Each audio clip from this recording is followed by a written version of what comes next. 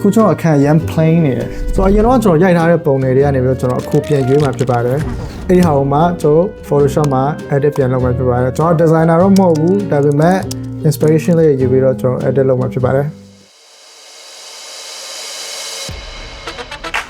Okay so ဒီ3ခုကိုကျွန်တော်အခု print လုပ်ဖို့အတွက် Walgreens မှာကျွန်တော် print လုပ်မှာဖြစ်ပါတယ်